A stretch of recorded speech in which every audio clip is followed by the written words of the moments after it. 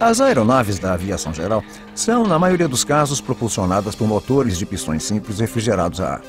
O motor aciona uma hélice que produz o impulso para fazer deslocar o avião pelo ar. Os atuais motores das aeronaves ocidentais são construídos, na sua maioria, pela Teledyne Continental Motors ou pela Textron Lycoming.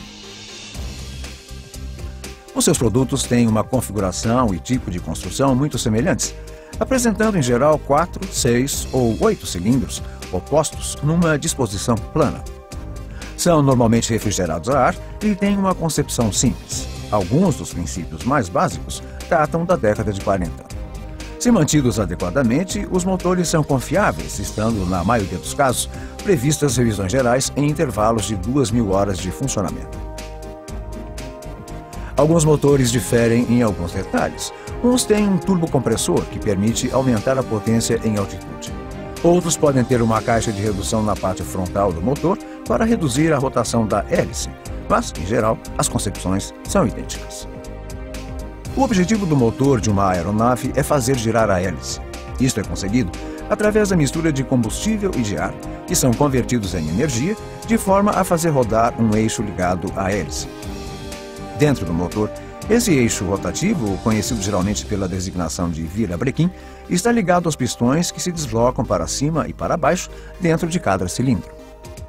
No início de cada ciclo, a válvula de admissão se abre. No movimento descendente do pistão, são aspirados combustível e ar através da válvula de admissão para encher o cilindro.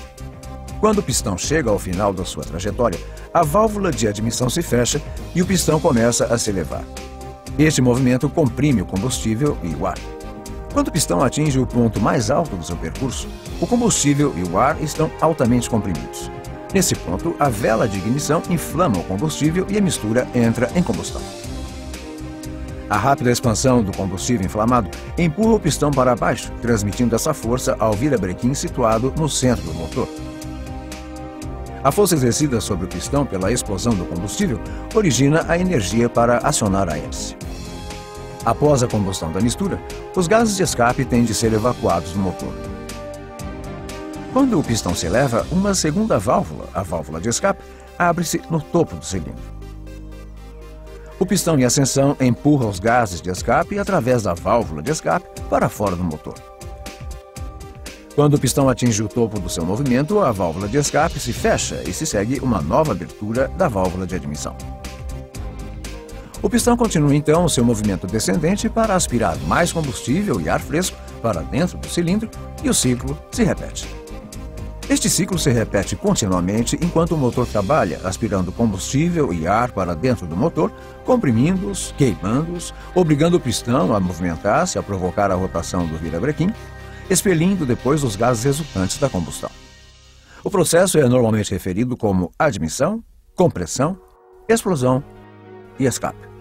Se forem acrescentados mais cilindros ao motor, é possível aumentar a potência e os impulsos de potência podem ser equilibrados para se obter uma maior suavidade de funcionamento. Quando o motor é desligado, pelo efeito da gravidade, o óleo escorre continuamente para o fundo, o cárter, enquanto o motor estiver parado. Se o motor se mantiver parado durante longos períodos de tempo, a corrosão pode tornar-se um problema sério.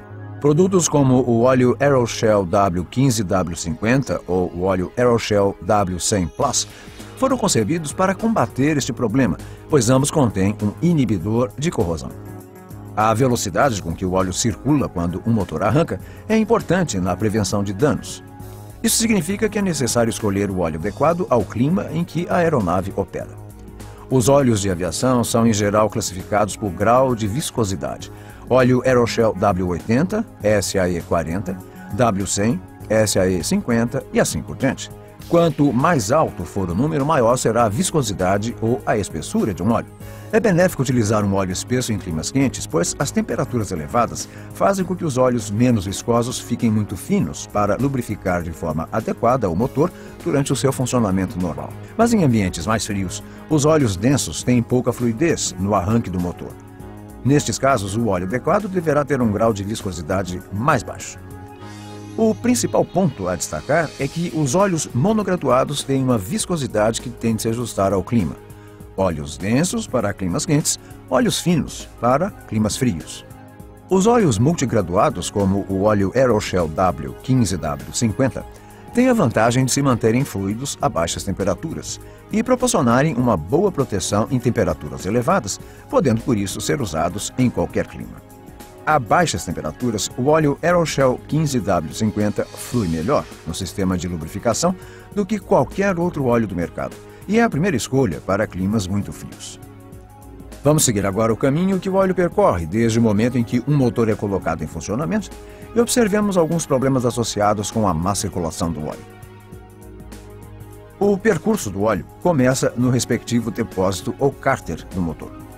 É sugado para cima pela bomba do óleo até chegar ao filtro. O óleo, agora sob pressão, passa pelo filtro antes de entrar num labirinto de linhas de lubrificação, a partir das quais é enviado para os apoios do motor. Depois de passar pelos principais apoios do motor, é canalizado para o centro do motor, onde se espalha pelos cilindros, pistões e eixo de Cummins, antes de regressar ao cárter na parte inferior do motor. O eixo de Cummins desempenha um papel fundamental no motor, pois controla a abertura e o fechamento das válvulas de admissão e de escape no ciclo de combustão. A forma do eixo de Cummins é concebida para atuar em conjunto com impulsores. O impulsor movimenta uma biela ligada a um mecanismo de balancins que controla a abertura e o fechamento de cada válvula.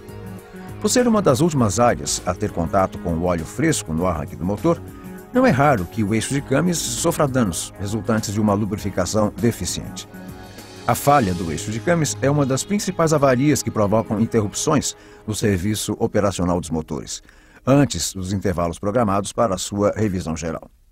Quando os técnicos investigam este tipo de problema, os sinais são evidentes: desgaste nos perfis dos Cummins e corrosão nos impulsores.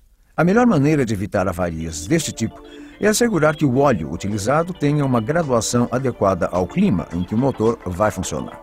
Se um óleo for demasiado espesso ou demasiado fino, poderão ocorrer danos no eixo de Cummins.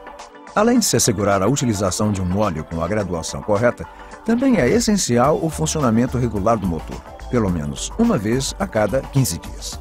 Isso garante que as peças mais importantes se mantenham recobertas com óleo, protegendo o motor entre os voos. Se uma aeronave não for utilizada com frequência, como normalmente acontece no caso de pilotos particulares, essas peças poderão deixar de ser lubrificadas. Em caso de falta de óleo entre o câmbio e o impulsor no arranque do motor, pode-se registrar um contato de metal com metal, com consequentes danos em ambos. Em motores utilizados ocasionalmente, os aditivos podem ser a solução. A Shell incorpora um aditivo anti-fricção no óleo multigraduado Aeroshell W15W50 e no óleo monograduado Aeroshell W100 Plus. O princípio de atuação consiste no depósito do aditivo sobre as superfícies metálicas, ficando as peças móveis protegidas mesmo antes de o óleo fresco chegar. Além disso, estes dois óleos possuem um inibidor de corrosão que minimiza a formação de ferrugem quando o motor não é utilizado. Pode-se observar também que há partes do eixo de Cummins com revestimento de cobre. Trata-se de um detalhe relacionado com a fabricação dos Cummins que pode transformar-se num problema para o óleo.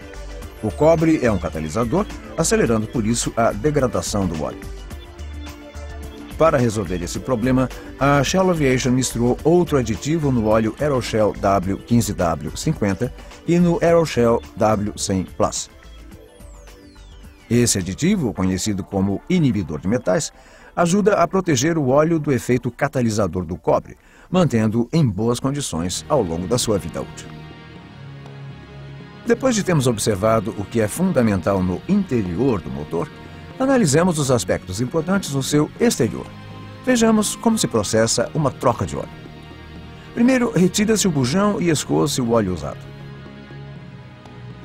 Depois, remove-se e substitui-se o filtro do óleo.